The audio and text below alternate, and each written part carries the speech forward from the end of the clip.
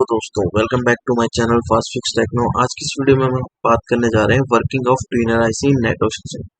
देखिए, इससे पहले हमने नेटवर्क सेक्शन पढ़े थे, तो ट्यूनर आईसी नेटवर्क सेक्शन का ये एक पार्ट है, एक आईसी है जो क्या काम करती है वो समझेंगे।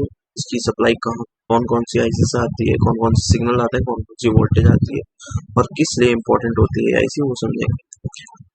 तो ट्यूनर आईसी के बारे में सबसे पहले हम जान लेते हैं ट्यूनर आईसी काम क्या करती है।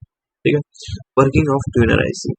Tuner IC radio frequency signal को हैंडल करने का काम करती है।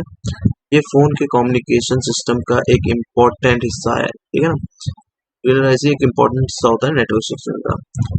सिग्नल को ट्यून कराती है। सिग्नल को ट्यून कराने का मतलब क्या होता है? ट्यूनर आईसी फोन के एंटीना के साथ मिलकर काम करती है। ये रेडियो सिग्नल जैसे 4G, 5G, वाईफाई, ब्लूटूथ को रिसीव और ट्रांसमिट करने के लिए फ्रिक्वेंसी को एडजस्ट करती है। ठीक है, एडजस्ट करने के बाद ये सिग्नल को आगे भेजती है, जिसे हम ट्यून कहते हैं।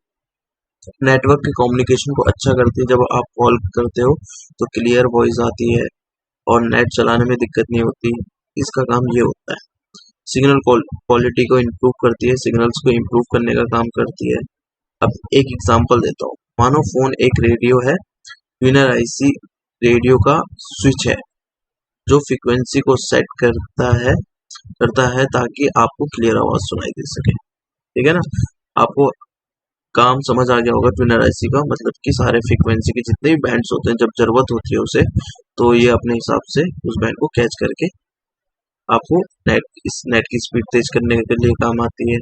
आपकी क्लियर वॉइस जाए उस चीज के लिए काम आती है। अगर ये खराब हो गई तो आपके क्लियर आवाज नहीं जाएगी और नो सर्विस की भी प्रॉब्लम है।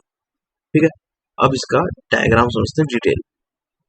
ठीक है, ये ट्यूनर आईसी है। ट्यूनर आईसी कितने वोल्ट्स की होती है? हमारी 11 वोल्ट्स की। ठीक है, इसके कनेक्शन के लिए हमें सीपीयू आईसी, जो इसकी सप्लाई के लिए, सर्किट के लिए कंप्लीट करने के लिए CPU power IC. CPU IC से 3 सिग्नल्स आते हैं जिनका नाम होता है PRX ट्यूनर कंट्रोल। ठीक है, ये 3 सिग्नल्स आते हैं ट्यूनर आईसी पे। सबसे पहले तो हम देख लेते हैं बिटमैप के थ्रू। तो सबसे पहले दिखा देता हूँ मैं ट्यूनर आईसी कहाँ पे। ये हमारा Xiaomi Redmi Note 9 सबबोर्ड में ही होती है ज्यादातर ट्यूनर आईसी। ठीक है, तो ये वाली दिख रही होगी आपको, ये हमारी क्या है? Tuner IC. ठीक, इसी के बारे में डिटेल में हम बात करें। तो स्कीमेटिक खोल रखा है मैंने, लेआउट खोल दिया है। ट्यूनर आईसी को कॉपी कर लेते हैं पहले यहाँ से। ठीक, ये हमारी ट्यूनर आईसी है, इसको कॉपी कर लेंगे और सब डायग्राम में पेस्ट कर देंगे। सपोर्ट के डायग्राम में पेस्ट कर देंगे। नेक्स्ट फाइल पर क्लिक करेंगे, थोड़ा जूम कर लेते हैं, तो ये आ गई हमारी ट्यूनर आईसी। ठीक है, अब सीपीयू से 3 सिग्नल्स आते हैं। PRX ट्यूनर, एक ये हो गया। ठीक है, दूसरा ये, तीसरा ये। कौन कौन सी बोल से? 7, 6, 5। अब मैं आपको बिटमैप के थ्रू इसको दिखाता हूँ कि कहाँ से आते हैं और कहाँ जाते हैं। तो ये हमारी ट्यूनर आईसी ये रही। ठीक है, तो 7, 6, 5 ये हमारी कहाँ से आते हैं? सीपीयू आईसी से आते हैं। मैंने इस पे क्लिक करा तो ये हमारा कहाँ चला जाएगा? सीधा सबबोर्ड कनेक्टर। ठीक है, सबबोर्ड कनेक्टर पे चला गया। अब मेन बोर्ड खोल लेते हैं। अब मेन बोर्ड कनेक्टर पे देखते हैं कहाँ पे है। ठीक, PX ट्यूनर होगा। ठीक है, तो ये रहा, देखिए तीनों है PRX ट्यूनर कंट्रोल 1, 2, 0। ठीक है, ये तीनों कहाँ से आते हैं? हमारे सीपीयू आईसी से आएंगे। ठीक है, सीपीयू आईसी से आते हैं। सीपीयू आईसी ट्यूनर आईसी को कंट्रोल करेंगे सिग्नल भेज के। तीनों सिग्नल हमारे कहाँ से आएंगे? सीपीयू आईसी से। पहला सिग्नल हमने देख लिया, सीपीयू आईसी से आ रहा है। दूसरा भी देख लेंगे हम, सीपीयू से आएगा। इसमें कोई वोल्टेज नहीं आती, GR देखने को मिलता है। देखिए, सीपीयू से आ रहा है। दूसरा भी लास्ट आपको दिखा दे, ये भी हमारा सीपीयू आईसी से आएगा। ठीक है, तीनों सिग्नल हमारे कहाँ से आते हैं?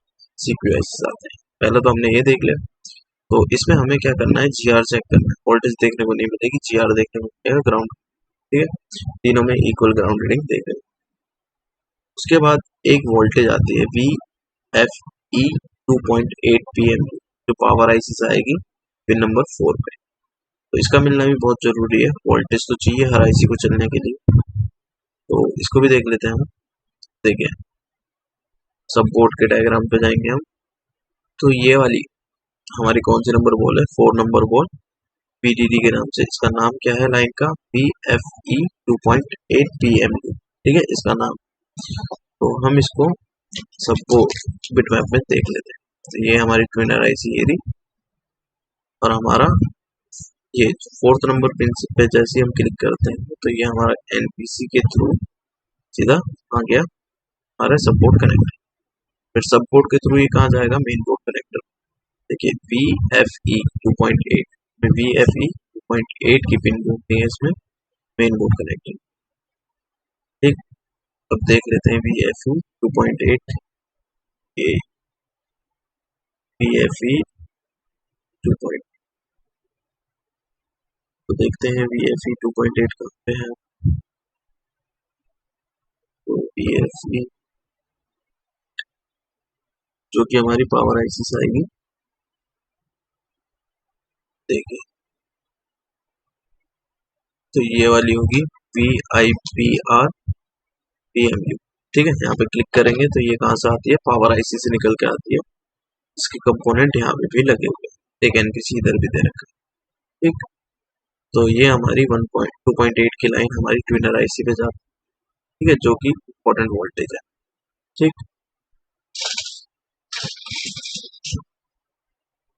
उसके बाद अगला देखिए, अगली कोई वोल्टेज नहीं बनती। अगला 4 पिनें हमारी जो होती है कॉइल से, एक कॉइल को लगा के ग्राउंड कर दिया जाता है। क्यों ग्राउंड कर दिया जाता है इस कॉइल को, क्योंकि हमारी फ्रीक्वेंसी जो होती है फोन में, जो फ्रीक्वेंसी आती है उसको फिल्टर करने। जब भी कोई कॉइल ग्राउंड से कनेक्टेड होती है तो वो क्या करती है, जितने भी सिग्नल्स आते हैं उनमें फिल्ट्रेशन का काम करती है, फिल्टर करने के लिए करती है। कौन कौन सी पोर्ट से होता है, 9, 10, 2 और 1 से। चलो देख लेते हैं इसे भी। सब बोर्ड में जाएंगे, बिटमैप पे जाते हैं, सब बोर्ड में ट्यूनर आईसी पे चले जाते हैं, ठीक है। देखिए ये हमारी कॉइल से जुड़े हुए चारों, ठीक है। तो ये कॉइल से जुड़े हुए हैं। कॉइल से क्यों जुड़ते हैं, क्योंकि सिग्नल्स को फिल्टर कर सके, इसलिए ये कॉइल से जुड़े हुए होते हैं सिग्नल को फिल्टर करने के लिए, ताकि आपको क्लियर आवाज आए। अगर ये कॉइल निकल जाती है तो क्लियर आवाज नहीं आएगी आपको, ठीक है। आगे देखिए लास्ट हमारा निकलता है 11 नंबर से, एक एंटीना पे जाता है हमारा सिग्नल, ठीक है ना। और यही सिग्नल निकल के एक कॉइल के थ्रू तो हमारे सार सेंसर पे जाता है। सार सेंसर मैं आपको बताता हूँ क्या होता है, पहले हम इस एंटीना को देख लेते हैं कहाँ पे जाता है, ठीक है। तो यहाँ 11 नंबर से निकल के कैपेसिटर के थ्रू हमारे इस एंटीना पे आ गया। तो आपको मैं सब बोर्ड में दिखा देता हूँ कहाँ पे आता है। तो सब बोर्ड में दिखा देता हूँ आपको कहाँ पे आता है। देखिए इस वाले एंटीना पे आएगा, ठीक है, इस वाले एंटीना पे आता है। अब उसके बाद यही एंटीना से एक लाइन निकल के सार इसमें जाती है, सार सेंसर पे। तो देखिए यहाँ तक एंटीना तक आ गया। उसके बाद एक कैपेसिटर पे जैसे हमने क्लिक करा तो ये कहाँ जाती है, सब बोर्ड कनेक्टर, ठीक है, जिसमें क्या लिखा है, सार मेन P मतलब पॉजिटिव के लिए जाती है। अब सार हमारी सार आईसी होती कैसी है, क्या होती है, वो मैं आपको बता दूं।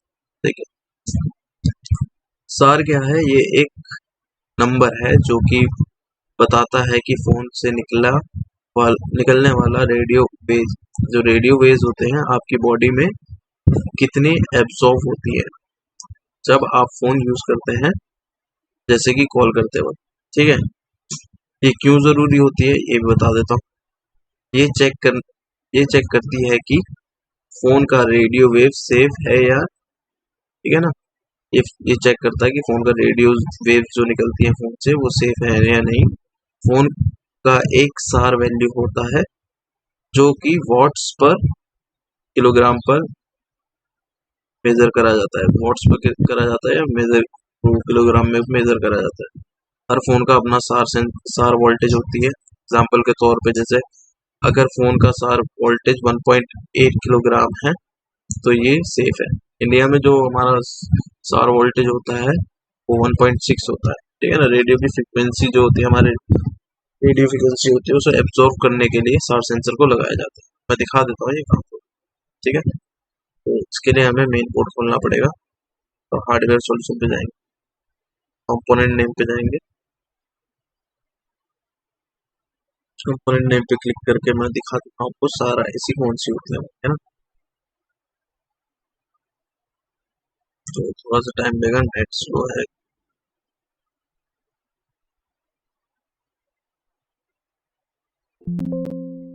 चलिए बिटमैप के थ्रू दिखा देता हूँ। ये देखिए सार पॉजिटिव हमारे इसमें जाएगा, मेन बोर्ड कनेक्ट सार पॉजिटिव। ठीक है, सार पॉजिटिव मिलेगा। देखिए कौन सी नंबर कॉल पे होगा सार पॉजिटिव, तो हमें पता करना पड़ेगा। सार